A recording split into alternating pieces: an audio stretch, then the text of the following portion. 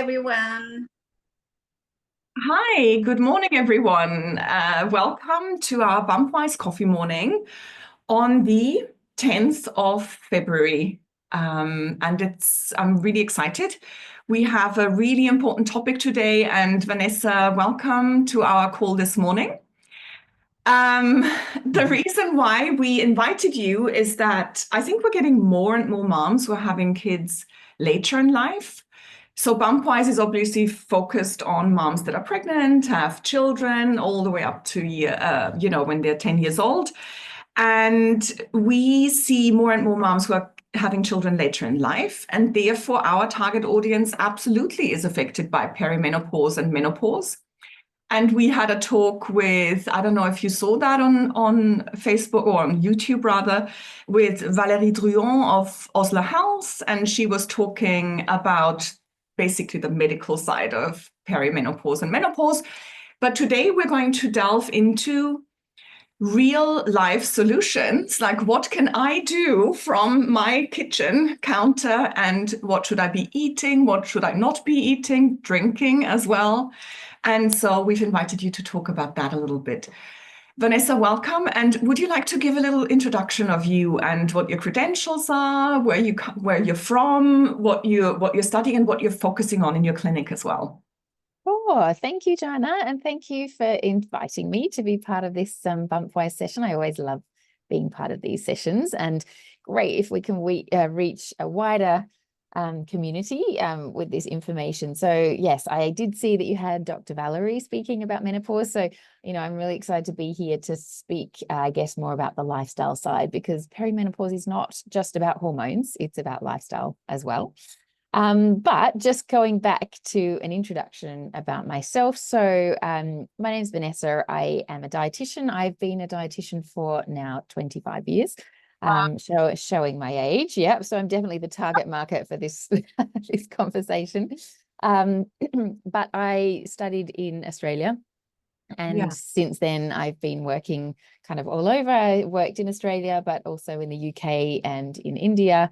And I've been in Singapore now for 15 years, which is great. And I'm working in private practice. I have a private practice called the Travelling Dietitian, which kind of was started up because I was traveling to visit my clients in their home. And I still do some home visits, especially when I see children. I love seeing them at home and in their natural environment. Super helpful. But I'm also working, for a corporate, and I work for a couple of medical clinics in Singapore as well. So I'm kind of diversifying, and I do tend to see people of all age groups actually for anything related to nutrition. Yeah. And And I I think that's what I love. Having this wealth of experience is a whole lot different than just having completed your, whatever nutrition course it is. I think it gives you that a lot of depth of knowledge and breadth of knowledge as well. But what I love even more is that you are going through these same changes. And I think it becomes so more real and relatable as well. And you can see how difficult it is. I always see it like we're thrown into this period in our lives.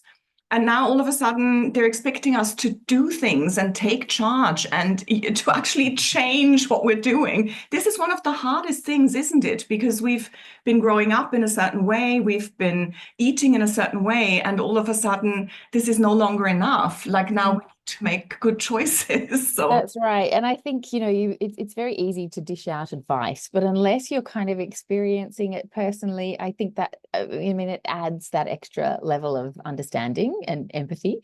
I kind of specialized in picky eaters when I had my own picky eater, and now kind of, I think everybody is talking a lot more about menopause and perimenopause these days. 10 years ago, I think most people probably didn't even know what perimenopause was. So I think, it's really nice to understand it. And, I'm learning about it every day myself. And I think it's wonderful that the conversation is there, because I think my mum's generation, like, we never talked about it at home. It was never a word, that we talked about. And I think we knew so little about it. And it was more just something that we had to put up with. If there were symptoms, just deal with it. They were often quite dismissed. If somebody went to their doctor with some symptoms, in midlife, they were kind of probably dismissed as, oh, just getting old, or, a bit depressed or something like that. So I think it's nice that we're having the conversation. And I actually think we need to be having the conversation earlier. We can't wait till we're 50 to be having this conversation about perimenopause when it's probably over. I was just going to say that, because when I went through menopause, I then realized that I had symptoms 10 years ago that I didn't put two and two together. Were just accumulating, and I was just brushing them off, and I'm like, yeah, whatever, dry skin. Yes, That's right. And we're pretty tough. We're pretty tough women. We're pretty tough, and we kind of just push through and go, it's just one of those things. It's just part of life and getting older, but it doesn't have to be. At age 2, we are so busy with our children, and they often become the main focus of our lives. And our own symptoms, we just brush them under the carpet, and we're like, yeah, we'll deal with that another day. And so it's not fair, because I think we are also allowed, even though we are responsible for our children, to have a quality of life. And I think that is where nutrition comes in a big way. So I'm excited to learn about this today, and I hope all of you are as well. So just before you, or while you start sharing your presentation, I want to invite all the participants as well. This is very much participant-led. So although Vanessa has a presentation prepared, we do want your questions as we go along, if they're related to the slide that we're looking at, basically. Otherwise, you can also keep some questions for the end, and please put them in the chat. I will pick them up somewhere, and if you do have a chance to be able to speak to Vanessa directly, then please do so as well. Just raise your hand, and I'll ask you to unmute yourself when it's time. Brilliant. Handing over to you, Vanessa. Great. Thank you so much, Joanna. And yes, I actually can't see the chat, so I might rely on you to just let me know what's going on in the chat, if that's okay, Joanna. Yes, but I'm very happy to be answering questions as we go through. It's nice to make it a little bit interactive. And obviously for those who are watching the recording, hopefully that helps as well. Some of the questions you're thinking of as you're listening, hopefully might be answered along the way. So yes, as I mentioned, it's great to have this opportunity to be talking about how we can nourish our bodies the most through this, normal, natural period of our lives that we're starting to understand more and more, and we're starting to talk about more and more, which is even better. I really love that actually in Japan, menopause is referred to as konenki. It's the name for menopause in Japan. And this actually symbolizes a transition to a second spring, which is such a lovely kind of romantic way of talking about it. It's a period of renewal and transformation, and it's a really important time and transition time in our lives. And it's kind of looked at as a sense of new purpose and growth and new beginnings.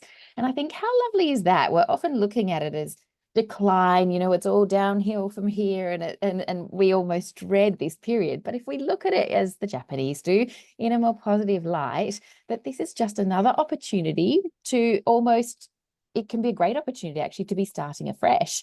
It's never too late to be making lifestyle changes, and there's no amount of damage that can have been done that can't be reversed in some way at this time. So sometimes I think it's a really nice opportunity to go, okay, let's take a check. What are some aspects of my lifestyle that I might be able to improve on a little bit? So I want to talk today about some of those, what's worth looking at and what's not, I suppose, because there's a huge amount of information out there. And we are being told from every social media platform different advice, and it's kind of hard to know what to believe. So I'm going to bring some of the kind of pertinent pieces of advice I think that could be quite helpful, hopefully. Yeah. But before we start, I just wanted to start or to just get a bit of information from you, whoever's on the call at the time. And I wanted you just to think, when you hear the word perimenopause, what is it that comes to mind? What do you think of first? Do you want to start, Joanna? I didn't prime you for this, but My God, what change? What change. thinking at? To a certain amount, dread. Dread. Have to say, and this is because, very often for me at the beginning, it was very much, this is the start of a decline. Yeah, yeah. There's And some, like I said, it can be a real negative thing, that decline, the dread, like what is ahead, who knows? And we don't know, like we don't really know, because everybody is so individual in the way they respond to hormonal changes. So yes, it's kind of hard to know, isn't it? Yeah. So that's a bit of a negative, I guess, thought. negative. But over the years, I think that the past 3, 5 years, I don't know, I've come to see it, as you say, as a new opportunity, as a kind of a restart, resetting button where, you can make changes and you can actually enjoy, because we live way longer than people used to live 50 years ago or 100 years ago, right? So it's not over at 50 is what I'm trying to tell these moms. That's right, exactly. And we know so much more about what we can do to kind of optimize our health and be our best selves. I think that's the main thing. We know so much more. So let's talk about it. Let's embrace it. Let's do what we can. Yeah. Yeah. Does anyone else have any input as to what comes to mind? Ladies, come on, don't be shy. Put it in the chat. Read it. You don't have to speak or anything like that. What does perimenopause do to you? Mm. I think sometimes it's the potential symptoms, that we think about. Like, what are some of the symptoms, perhaps? So sweating, unable to regulate temperature. I saw my godmother really struggling with temperature, and absolutely And mine that, now in every way. Hot flash. yes, that's probably the one that we think about the most, isn't it? Yeah. Yeah. And not everyone will experience hot flashes or hot flushes, however you say it, whatever part of the world. Is what one mom says as well. What was that? Sorry. Bouts of dizziness. Oh, okay. Yeah. Interesting. Yes. Yeah, it can be. Maybe you will be talking about that, how, changing hormones also affect maybe nutrients, and there could be a depletion in certain areas that we could easily remedy as well. Hair loss, dry, brittle hair, mood swing, big hormonal changes. Absolutely, yes. Yeah. Yes, exactly. Any of those could be all of the above. It could be any. Sleep issues, too much energy before periods and hitting rock bottom during. Yeah, right. The This is fluctuations. Yeah, this is one that we've been discussing a lot in our groups. The different states of being in our cycle as well. And when the energy rises and drops and so on, this would be another good topic actually to talk about. Yeah, how to manage that. Yes. And there are so many aspects of, I think, of our body that can be impacted. Yes. Yeah. So great. Okay, that's really good. Everyone, love it. Thanks. Yeah, thank you for that contribution. And I think that's really common. I think we do start to just think about all of the horrible kind of side effects that we may potentially experience. What are we going to do about it? How are we going to manage it? How can we prevent it?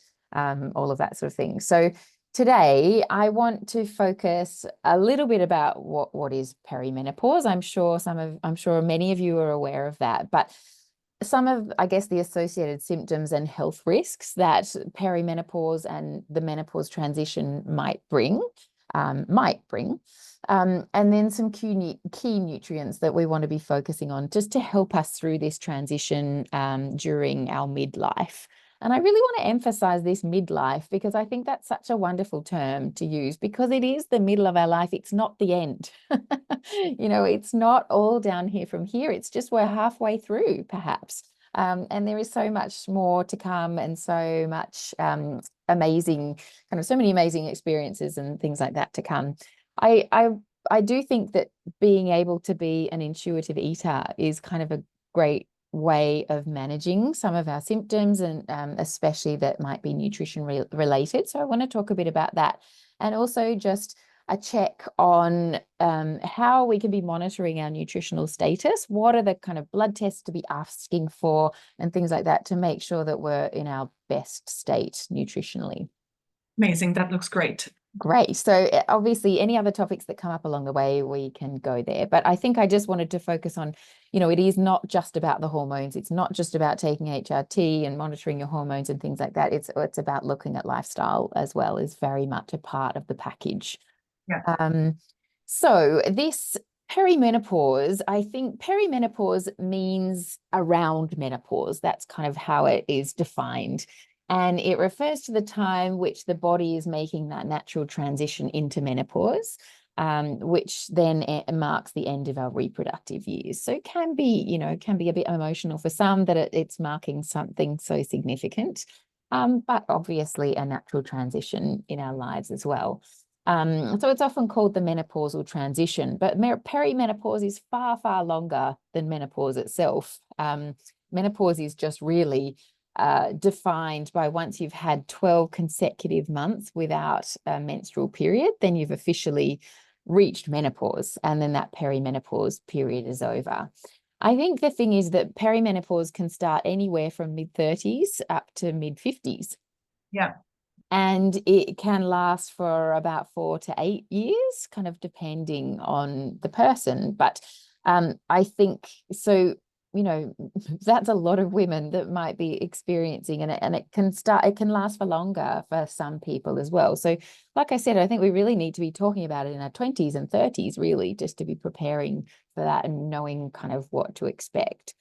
And so I guess a big part of this menopause transition is fluctuations in hormones, particularly estrogen. So our main female hormones, estrogen and progesterone, are starting to fluctuate quite significantly through this period. And because we have estrogen receptors all over our body, that means that it can affect so many aspects of our life, and there can be so many symptoms and side effects and health risks associated with those changes in estrogen levels.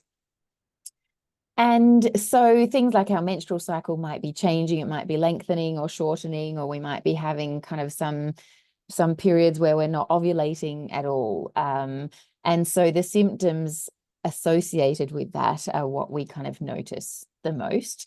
And there are definitely treatments available, and I'm not going to talk about the treatments like the hormone treatments today. And I know that you've had Dr. Valerie talking about that, but more I guess the lifestyle changes that we're going to have. And so I think I wanted to talk a bit about some of the symptoms that we might be experiencing. Now, I mean, some people say there are 34 or more, like, I think even 50 or more people are now saying symptoms that can mark that progression towards menopause. Is that what you think, Joanna? Yeah, I mean, it's so manifold, and that's the interesting thing, because it's so different for each individual. And what I'm feeling, what my neighbor feeling might be it might be something very, very different. Yes, yeah, exactly. And so obviously there's going to be some menstrual irregularity, but we may not always realize, we may not know that, if we have things like Mirena or some kind of contraception, we may not even know if there's menstrual irregularity happening. Obviously things like hot flashes or hot flushes, however you want to look at it, sleep disturbance is often a really big one. I think just that 3 a.m. wake up that suddenly starts happening, that we just think, yeah, we're not aware of that. There can definitely be, the direct kind of hormonal impact on things like vaginal dryness or low libido and things like that, that can be a really significant one that can really impact people's lives. Mood changes, definitely. Things like depression and anxiety may be more likely to occur as a result of these fluctuations in estrogen levels. Associated brain fog, and I think that's often one of the most frustrating feelings, is thinking, and I think we all start to have moments where we think, oh my gosh, I just can't remember somebody's name. That's, and that's normal. It doesn't mean that you're going through cognitive decline or you're in early dementia, but sometimes, the hormone changes are so significant that brain fog can just really be frustrating and quite limiting, actually. If you're at work and you suddenly can't remember what you were supposed to be doing, it can be really, it can really interrupt your day-to-day life.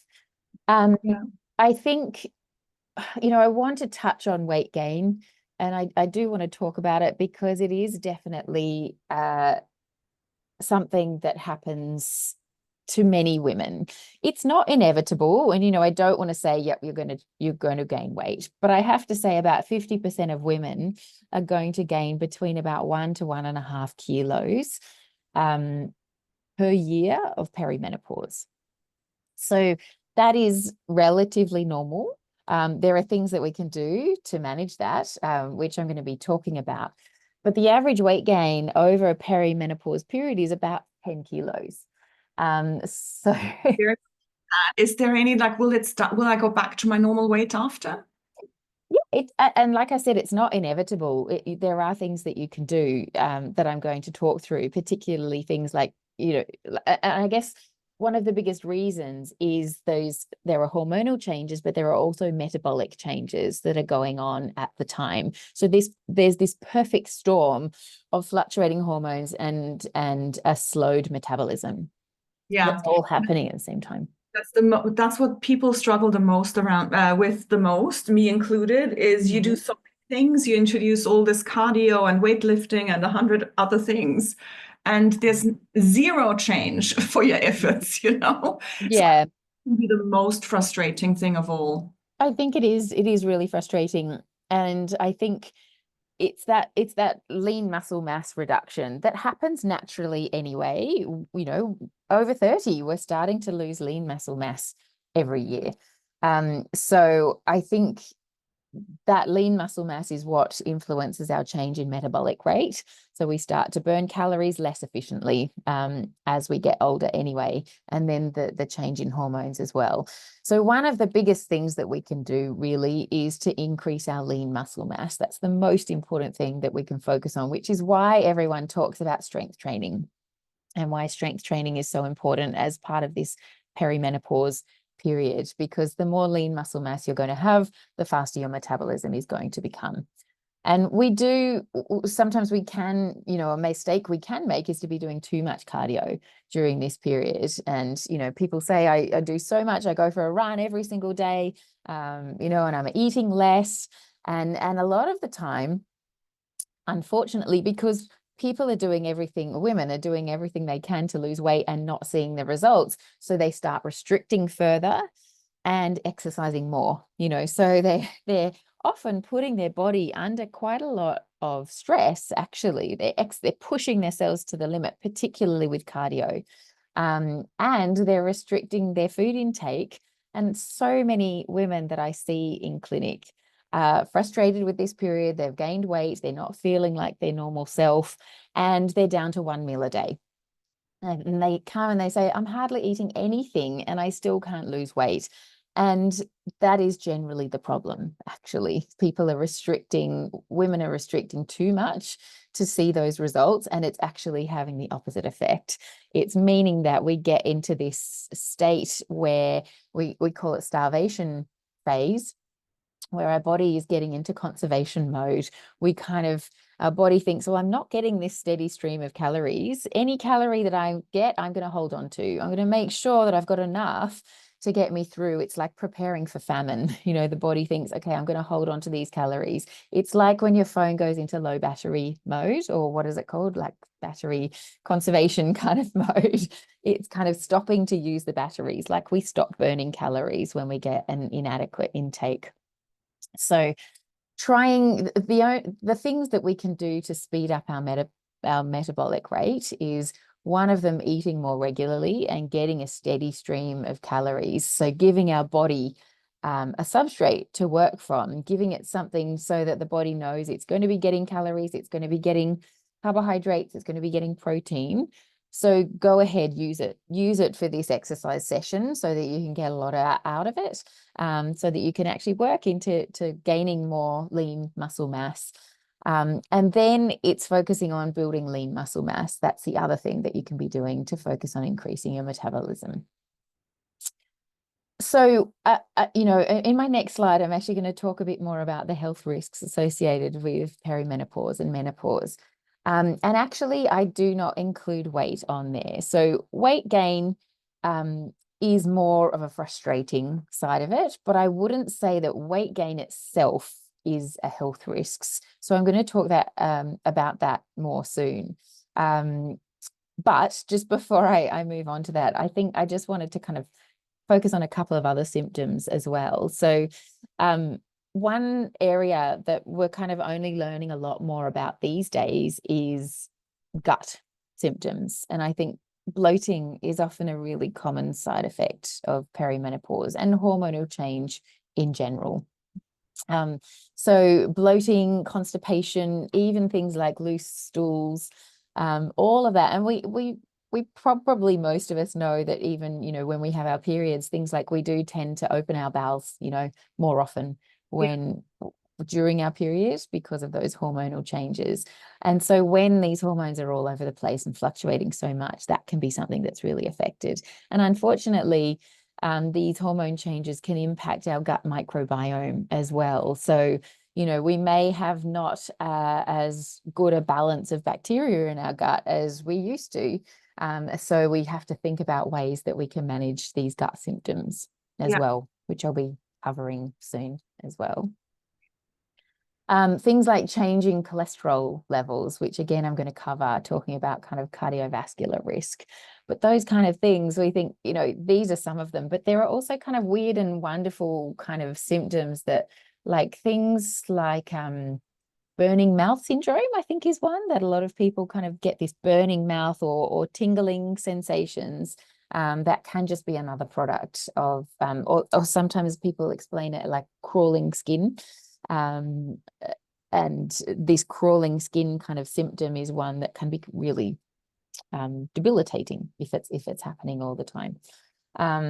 There can be dizziness, like somebody mentioned. There can be low energy. And the problem with a lot of these symptoms is it's the symptom itself that can lead to the weight gain. So if we've got low energy, if we're not sleeping well, if we're feeling bloated, or we've got all these gut issues, if we're feeling more anxious, or we have really low mood, those symptoms themselves can be the trigger for the weight gain. Totally. As well. So it's not necessarily the metabolic change or even the loss in lean muscle mass. It's actually the symptoms that are causing that. So I guess I wanted to move on to some health risks that are often associated with perimenopause and menopause itself, because it's often, the change of perimenopause, and then once we've hit menopause and our estrogen levels are much, much lower, that the risks tend to come about. So I look at this period of perimenopause as a time to really prevent these issues, and to help to manage them as much as possible so that they're really not a big issue once we do hit menopause. And this can happen at any time. We can start making a really big impact at any time, really. So osteoporosis is a huge one, and definitely the reduction in estrogen levels accelerates the rate of bone loss. And so bone density starts to drop quite significantly during perimenopause. So that obviously puts us at risk of osteopenia, which is kind of the early signs, the kind of almost borderline before we get to osteoporosis. So doing things like bone mineral density scans can be helpful, particularly if you have a strong family history of osteoporosis, but also particular cultural backgrounds. So, Asian women tend to have a higher risk of developing osteoporosis as well. So it's just, being aware of that, and being aware that post-menopause is the time that we are, speeding up, accelerating this progression towards osteoporosis. So I have another slide to go through this. Heart disease is definitely one. We, I think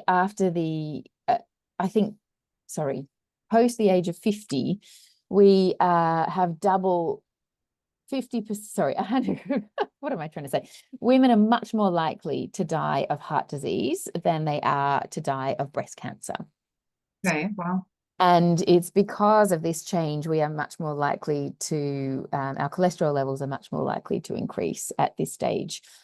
Also, just with lower metabolic rate and increased adiposity around our waist area, so that increase in visceral fat, the increase in blood pressure that often occurs post-menopause puts us more at risk. So we're much more likely to die of heart disease than breast cancer. So something to be aware of. With things like type 2 diabetes, the estrogen levels that we've got enhance the glucose uptake in the muscle. And so those estrogen receptors in the muscle can be really helpful in preventing type 2 diabetes. But when they drop, our chances of developing diabetes increase. Definitely having a family history increases that. Having a higher body weight can be an increased risk. But that lower estrogen accelerates the development of what we call insulin resistance. And then, as insulin resistance progresses, that's when diabetes can progress as well. We are also at a higher risk of things like gut dysbiosis. So gut dysbiosis is that imbalance that occurs of bacteria in our gut. And that's when those gut symptoms can occur. So again, I'm going to talk about that in more detail in a second. And depression, anxiety, and mood-related disorders as well. There's the health risks associated with those. So quite a lot of aspects that actually, prior to menopause, women are much healthier than men, to be honest, because we have that protective mechanism of the estrogen. But once we lose that, we can actually overtake men when it comes to things like heart disease risk. So being a woman is great for a while, and then it's not. So just to, go into these in a little bit more detail. Osteoporosis, osteopenia, like I mentioned, the estrogen protects that bone density. And so what we need to be doing is really focusing on nutrients like calcium and vitamin D. So vitamin D is definitely one that I would want women of perimenopausal age to be monitoring, doing an annual health screening that includes vitamin D, checking your vitamin D status. We can't check your calcium status. I mean, we can look at calcium levels in a blood test, but that actually doesn't give us a good indication of our calcium intake. It's actually not related. So we need to make sure that we're consuming enough calcium and our vitamin D levels are adequate. Now, vitamin D, we get mostly from the sun. So if we can be getting at least 10 to 15 minutes of daylight sunshine each day, is something that we don't often do in Singapore because it's hot. And we avoid the sun, obviously, because especially women, we're really wanting to avoid the sun so that we don't start aging or start looking like we're aging. So I think it's checking your vitamin D status, and I highly recommend taking a vitamin D supplement, particularly if your vitamin D levels are low. And I'm not I don't generally recommend supplements unless they're really warranted through nutritional deficiency. But I think that a vitamin D supplement is a really, really helpful one because it's connected to so many chronic diseases such as heart disease and diabetes, but also obviously to bone health, like we're talking about osteoporosis, but also things like mood-related disorders. So depression, anxiety, and cognitive decline can all be linked to vitamin D as well. But back to calcium. So I strongly recommend that women try to have at least 3 serves of calcium-containing foods a day. So it doesn't have to be dairy if you don't want to be consuming dairy. There are other sources. It's just easier to get calcium through dairy. So a serve might be a cup of milk, a tub of yogurt, a chunk of cheese. But it's also, can be found in tofu or canned fish that has an edible bone. So it doesn't include tuna, but it does include things like canned salmon or canned sardines that have that edible bone. It could be almonds. You need quite a few almonds, though, to be equivalent to a serve of milk, like a cup of milk. So it's about 100 grams, which is quite a lot of almonds. It can be green leafy vegetables as well, but again, 3 cups of broccoli is equivalent to 1 cup of milk. So that's actually, quite a lot of broccoli. But we can add in other sources of calcium, like dried figs, for example, are a good source, sesame seeds, green leafy vegetables, like I mentioned, and things like beans and lentils as well. And are there, in terms of supplements, if people have trouble hitting that target, are there any recommended supplements that are easy to get, that are better than others? Because the supplement industry is big business, right? And it's a big one. It's a big one. And you can get calcium and vitamin D together. So if you don't have enough vitamin D and you find it really difficult to meet your calcium intake, then that might be a good idea, taking a supplement. We do prefer that you get calcium from food, because calcium supplements, the reason they're often not included as part of a multivitamin is that they can cause some side effects. They can cause some gut side effects. And, you know, yeah, I think we just prefer you to get food sources of calcium if possible. But, you know, if you are a vegetarian or vegan, or if you can't handle, if you have lactose intolerance or something like that, you can still get fortified plant milks that have calcium added to them. So I would say if you are having a plant-based milk, then just make sure it's one that's fortified with calcium, if possible, to make it more nutritious. Yeah. Yes, so that's an important one to be focusing on, particularly that bone density side of things. There is, you know, and I don't want to be talking about HRT very much, but there is that mechanism that HRT can offer is to slow down the rate of bone loss, of bone density loss. You know, that is one thing that it can help with. And can also reduce things like joint aches and pains and things like that. But obviously that's something to be talking through with your doctor. Yeah. So the cardiovascular side, like I mentioned, that estrogen offers the protective benefit, and it actually prevents the calcification, you know, of our blood vessels. So it does increase our risk of heart attacks and stroke and angina by not having those levels of estrogen. It does also so we are supposed to be, I guess, just aware of that, and we need to know that our good cholesterol levels, so our HDL levels, often drop, so they're the protective ones, and our bad cholesterol, LDL, often increases. And this is, you know, very well researched that this is a really natural phenomenon that happens with the change in estrogen levels. So what we need to be aware of is what is going to impact our HDL and our LDL levels, and do as much as we can to help to manage that. Now, a big one is exercise, and the benefit of exercise is that it's going to help to increase the HDL and reduce the LDL. So that's that really protective effect there. We want to make sure that we're eating an abundance of fruit and vegetables, and including, you know, protective sources of fiber, particularly soluble fiber. So things like oats and flax seeds and beans and lentils all contain that soluble fiber, which is actually really helpful at keeping our LDL levels down. Again, you know, when we're trying to lose weight, what we might often do is, you know, cut out carbs.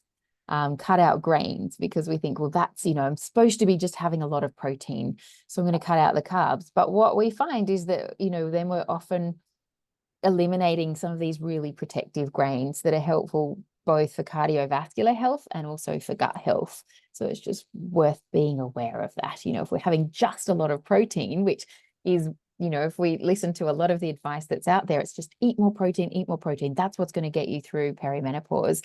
But that can, associated with that, can be a real increase in animal fats, Yes. which may not be helpful for our LDL levels that are also increasing at the same time. Yeah. So it's just focusing on those lifestyle factors, the diet, the exercise, stopping smoking if you're a smoker, you know, and reducing your risk of type 2 diabetes by kind of eating a well-balanced diet as well. So that's worth being aware of.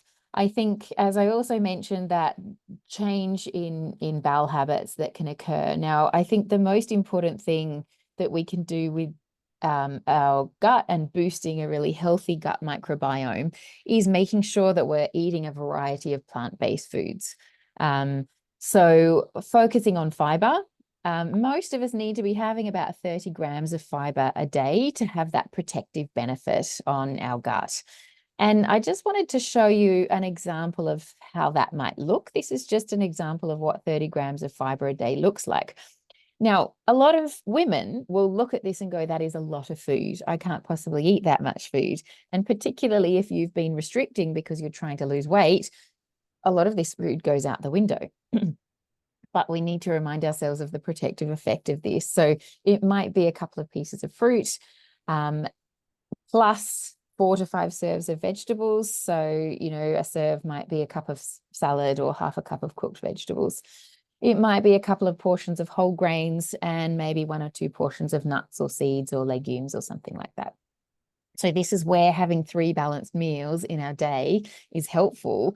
And it's very difficult to be getting 30 grams of fiber a day if we're not doing that. Mm. And again, as I said, cutting out those whole grains means that you're cutting out a lot of good sources of fiber and soluble fiber. So we really want to just aim for as many different types of plant-based foods in our diet as well, because the variety is also key. So if we can have as many different fruits and vegetables, we're going to have a much more diverse set of bacteria in our gut as well to offer that protective benefit. And then we're less likely to experience the problems of bloating and constipation and kind of intermittent diarrhea and constipation, or those IBS type symptoms. So that's kind of one aspect. I also wanted to touch on protein as well, because like I mentioned, that's often one that is really talked about. And we do need to be getting enough protein. So like we've talked about, trying to increase our lean muscle mass, and it's very difficult to increase lean muscle mass and to support bone growth that's essential at this time. We need to be getting enough protein. But it doesn't have to be huge amounts. A lot of people are saying you need to be having it more than 2 grams of protein per kilo of body weight a day. And that's not true. We really don't need to be having that much protein. Now, every woman is different. So I really want to kind of emphasize that I would actually, be speaking to a professional about this and about what might work for you. And so this is where I'd be very happy to speak to individuals about what their protein requirements might be, because everybody is going to be different. But I think the most important thing about protein is not necessarily the quantity of it that you're having, but how you're eating it. And we are best able to use protein if we're eating it in manageable portions across the day. So 20 to 25 kind of gram portions of protein is the best way to do it, rather than having all our protein in one meal. And this is just a little bit of a pictorial guide as to how much protein that might be. So, it might be a scoop of protein powder. It might be a cup of Greek yogurt, a cup of cottage cheese. It might be a palm-sized portion of meat or chicken or fish or some kind of animal protein. It might be a cup of lentils with some rice, or it might be a cup of edamame, something like that. So better off trying to kind of spread these out over the day, as we'll utilize it much more efficiently in that way. Many women are jumping into protein powders because they think, well, I can't possibly be getting enough protein from what I've heard I should be having. So jump to protein powders, protein bars, things like that. And they can be very useful. They can be very convenient, and then an easy way to get protein. But I think we need to remind ourselves that these are processed foods. And so they can be useful, but if we can get them in whole food sources, that's by far preferable to the processed version. And then also there's often a lot of sugar, especially in these protein bars. And I think that is a whole lot of the whole different story as well. Yes, yeah, exactly. So I think, and things like a protein powder, it's just protein that you're getting there. Whereas if we had a cup of Greek yogurt, you're also getting calcium, you're also getting some carbohydrates, you're also getting the live bacteria that are in there. So it's in a package where our body's going to use it so much better, but we're getting so many other nutrients at the same time. Okay, I've got a question here quickly. I would like to understand if creatine supplements are helpful for perimenopause and strength building, because it's a big buzzword at the moment. It's a very good question, and it is a big buzzword, and it's a really well-researched supplement, actually. Again, I think this completely comes down to the individual. I would never say that every perimenopausal woman should be taking creatine. It depends on your activity levels. It depends what your goals are.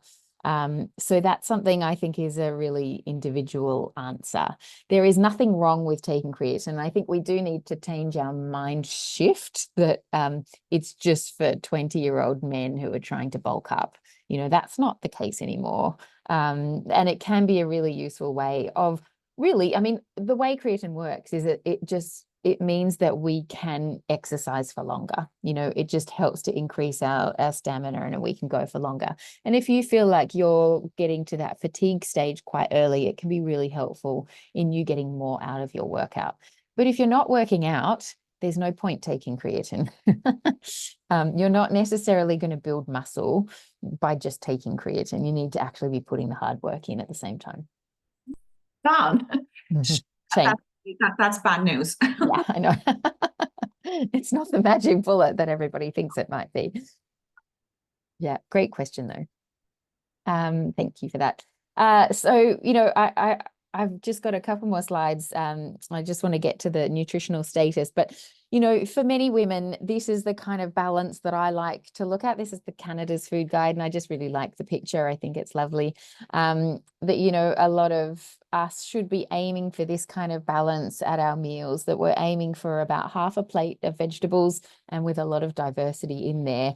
We want to aim for about a quarter of our plate to be a source of protein, and then around a quarter of a plate of carbohydrates, particularly some kind of a whole grain carbohydrates. And that plate model tends to tick a lot of the boxes that we've been talking about. Obviously, this is not one size fits all.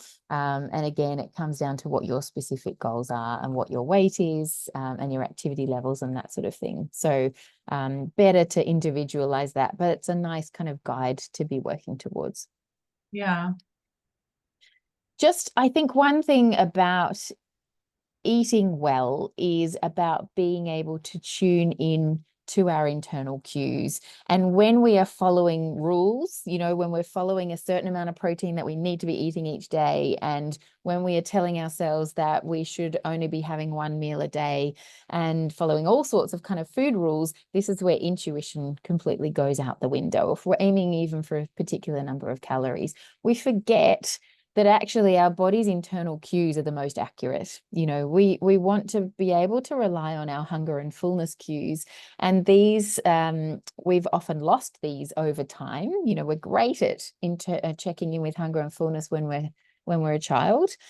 But things get in the way of us being able to tune into that accurately. So being told to finish everything on our plate, you know, listening to social media and thinking that you're a bad person by eating more.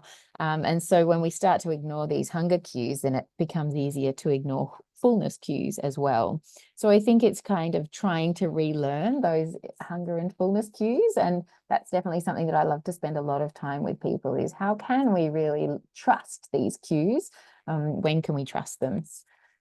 It's also about being able to eat mindfully, being able to pay all our attention to the food that we're eating, enjoying it as much as we possibly can, and making it count, because there's a very big difference between physical satisfaction and emotional satisfaction. We want to feel physically satisfied by having foods that are filling, you know, like fiber and protein and things like that. But we also want to feel emotionally satisfied. We want to feel like we've hit the spot. We've had a food that's really delicious. We enjoyed it, and we actually took some time to savor it as well. And this is often a really difficult one, but it's definitely something that I can help to coach people through, how to relearn some of these feelings. It's really hard, especially, you know, especially at that age, we're so being pulled from one side to the other. We're in between our job that is really demanding and that pays no attention to people actually going through perimenopause and has no, you know what I mean? I feel that that is something that really needs to change in the workplace as well, to take account of our fatigue levels and bad sleep that we had the night before and things like that. There's the kids that need our attention. And when do we actually have time to stand in the kitchen and cook for ourselves or make good choices when we're in the grocery aisles and so on? So that's right. It's demanding. Yeah. So, and having someone to coach you and guide you and be, you know, I think prep is also half of the bargain too.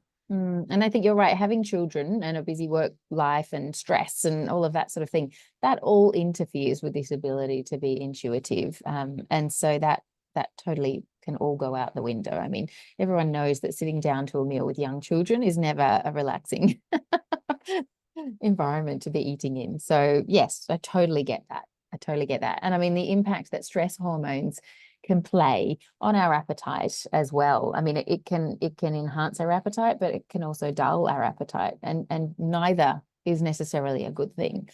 So yes, that stress plays a big role too.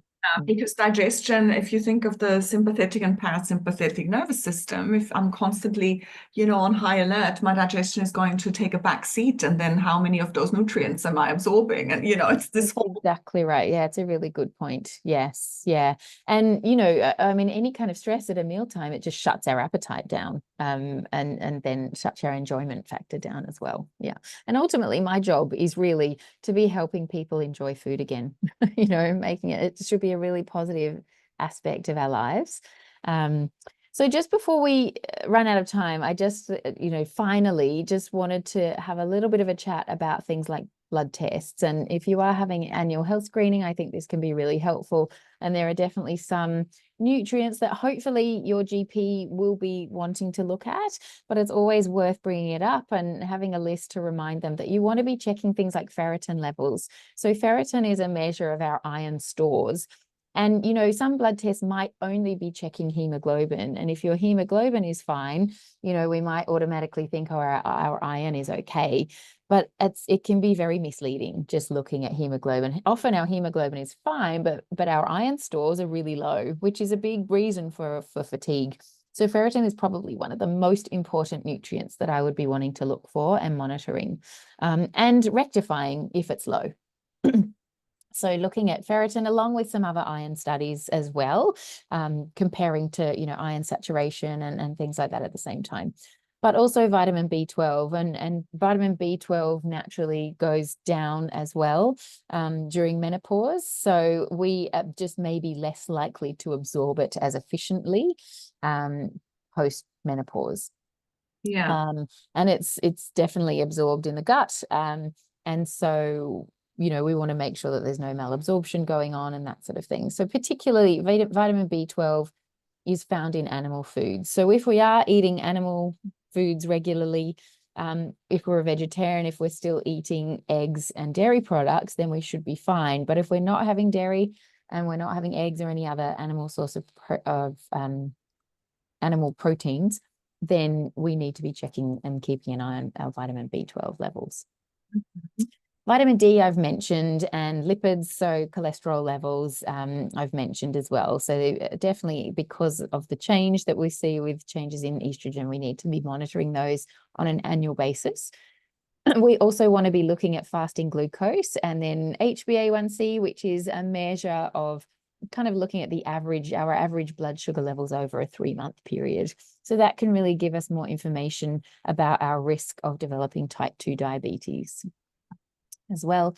And then obviously looking at thyroid biomarkers as well. So just keeping an eye on those and making sure that they're all within the normal range. Now, there are a heap of other things that we can be looking at as well, but I think they are just the most pertinent ones. They're the ones to really be keeping an eye on, along with a whole heap of other blood test results as well. But these are the ones that I would kind of refer to the most. Mm-hmm. And that is interestingly pretty much the same list that I give people postpartum as well. Yeah. Baby, I think these are all the ones that we need checking out as well, because of the depletion of birth as well. Yeah, and it's very similar. The hormone changes that are occurring obviously with the delivery. That's different, but yeah, naturally these can just decline with hormone changes and age at the same time. Yeah. So that is all I was going to cover. Hopefully, if we've got 5 minutes for questions, then I'm happy to answer anything else that comes through. I would love that, and maybe we can stop sharing. I'll share your website and Instagram and so on under the video as well. But I also wanted to say, we were talking about it earlier, how there's so much information out there, and often, do we stop to see if that person is actually qualified to give that kind of advice? And more importantly, I think mummies need to understand that it is all so individualized, like you were saying. And we all have different symptoms. And therefore, I think menopause treatment is very much symptom-based. at the moment. And so, what I'm experiencing is not the same as Vanessa is experiencing. So I think it helps to have someone by your side who can individualize your kind of treatment and your approach to eating as well, but lifestyle in general. So if there are any questions, put them in the chat, or actually this is now your chance also to speak to Vanessa directly if there are any questions. Is there anything else that I wrote down? Phytoestrogens. So should we, now that our estrogen is declining, be looking into foods that are more phytoestrogenic, like tofu and, others? What is your Good question? Yeah, it's a great question. They can be very protective. Yeah. So having, I guess phytoestrogens mimic estrogen, in our body because they look the same. So they can be super protective, and things like tofu ticks a few boxes as well. It's a great source of calcium. It's a great source of iron.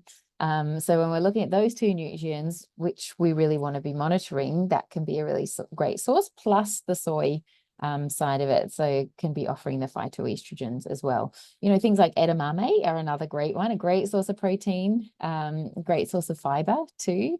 So yeah, I would definitely be including some soy products. And also, if we're not wanting to be having dairy, the most nutritionally equivalent to cow's milk is soy milk. So it's far superior nutritionally to the other plant-based milks like almond milk and oat milk. Soy is definitely preferable. So yeah. Good to learn. And what if I'm a person who whose stomach just doesn't wake up in the morning? Like, I have a hard time getting 3 meals in because I just do not feel hungry until like 2 hours or so after I've woken up. Yeah, that's okay. That's okay. Yeah, that's okay. I think again, it has to completely suit you. You don't want to be forcing yourself to eat something and then feel nauseous as a result. But equally, you don't want to be skipping breakfast because someone told you to, So if you feel like you don't suit well, without breakfast, I for one do not handle not having breakfast. And some people do find that they overcompensate later on in the day. And actually, we are much better at absorbing nutrients earlier in the day than later in the day. So we want to make sure. But what I would say is if you are doing intermittent fasting, the most important thing is still making sure that you're getting at least 2 well-balanced meals plus a well-balanced snack in there. So I think it's just making sure that you add in that balanced snack, because otherwise it can be really difficult to meet those nutrient requirements, particularly things like protein and fiber without that. But you do have to listen to your body at the same time. Yeah. And what are your top tips for working mamas? It's often so difficult to get good food when we're at work. What are your top snacks, for example, that are easy to carry to the office, don't need refrigeration maybe, and things like that? Yeah, snacks are a great one. We can't discount the benefit of snacks. They're so useful, and they can be such a great way of kind of getting us through so that we're not arriving at our next meal starving. So I often recommend trying to include a source of plant and a protein source at snacks if you can. Having that combination of plant plus protein can be really helpful. So things like, some fruit with some yogurt, or some fruit with some nuts or nut butter or something like that. So the protein adds the filling factor to keep you full for longer, and the balance of the fiber and the protein helps to keep your blood sugar levels pretty steady and stable as well. So it could be something like some chopped up vegetables with hummus, and so I guess like if you're able to prep something in advance, having some fruit on hand or having some chopped up carrots or something like that on hand, grabbing a tub of hummus to take with you, or grabbing a tub of yogurt or something like that, or having a handful of nuts or a packet of nuts in your desk drawer at work. And even sometimes some nut bars and that sort of thing are a great, easy, convenient way of just getting a bit of fiber and protein in your day as well. So I think definitely don't discount the value of a balanced snack like that. Well, I guess being prepared is the key word here, and having some help with meal planning and seeing where the balance lies as well. Question quickly. Thank you so much. Many people have said in the chat, should there be a preference between store-bought Greek yogurt versus homemade curd, like Indian style? I think homemade curd is great. It's fantastic. It's still going to have the calcium and because it originates from yogurt in the first place. So it's still going to have the calcium and the protein intake. So no preference. The thing about Greek yogurt is it is higher in protein. So it does, if you're finding it difficult to get protein in your diet, a Greek yogurt can be a helpful way to bump that up, quite efficiently. But I still definitely rate some homemade curd. I think it's fantastic and a good nutritious kind of food that's often included as part of a meal, I think, in Indian, rather than as a snack. Yeah. Amazing. Great. I think we've reached the end. I was super happy to have you on the call this morning, and I think we all learned a lot. Thank you so much for being with us this morning.